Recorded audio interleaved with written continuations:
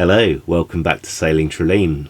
You join me in my editing station, also known as the navigation seat of Sailing Trelane, as I prepare to sail around the United Kingdom and Ireland to raise funds for the Andrew Castle Foundation.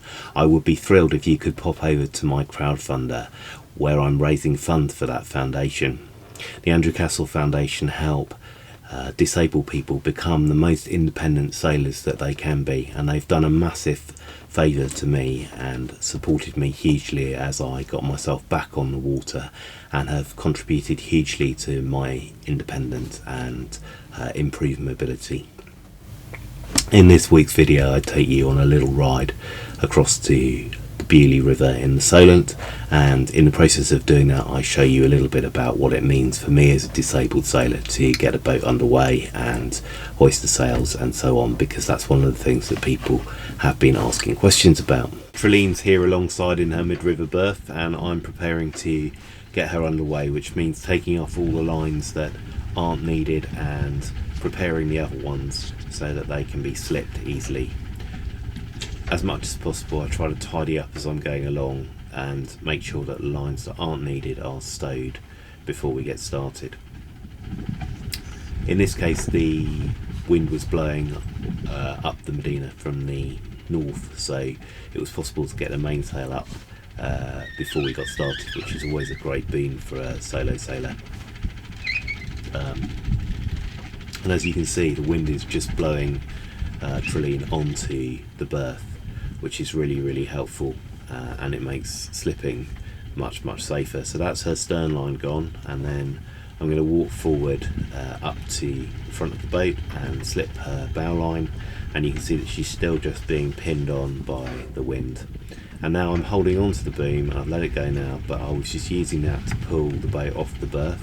So in fact we got off the berth without any propulsion from the motor at all, although now of course I'm motoring up past Medina Yard, where the boat will be coming out a few days time to get her self-steering fitted, and then it's time to get the fenders and the lines which have been left on deck away. And now we're out into the Solent and the boat's sailing really nicely, and I've discovered that one of the ways of pleasing other boat owners is to take photographs of their boats while they're out sailing. So I'm nipping up on deck with the camera, shooting a few frames, and then stowing the camera away again. And in this period the self-steering's doing the steering, and now we're stowing the mainsail again. It's a bit recalcitrant, having not been up for a few months, and now I'm coming into the Beaulieu River, which is just past Leap. Many of you will be familiar with that on the south coast of England. The entrance is a bit contorted and there's a bar, so that's the reason why I took the sail down so soon, because I really wanted to make sure that I knew one, where I was going, and two, what the depths were, so that I could turn around if I needed to on the way in. There's not a lot more to say about that, okay? And once you're in the river, there's lots of traffic, and you can see just how close the shore is on the way in there, and that's the lighthouse on the right, that white pillar. And as we start coming up the river, the marina I was going to is actually another 3.5 miles upriver, which is about, it took me about an hour to work my way up because the river was running out against me. But it's very pretty river, really incredibly pretty, and I do hope that I'll be able to get back there with a camera more configured for this.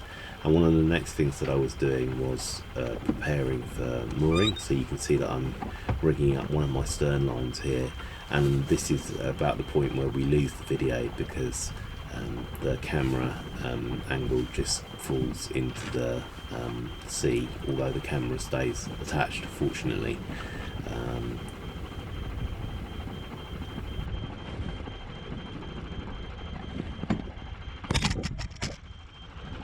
Thanks for watching so far in this video from Sailing Trelane. The YouTube algorithm is a bit of a funny thing. It really likes it when people subscribe to the channel, like the video, and even more when they comment.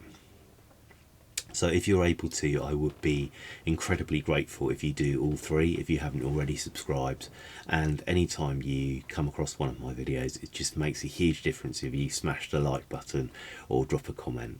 I know it feels performative and a bit odd, but it does really help, and it will help more people see this content and thereby support the Andrew Castle Foundation.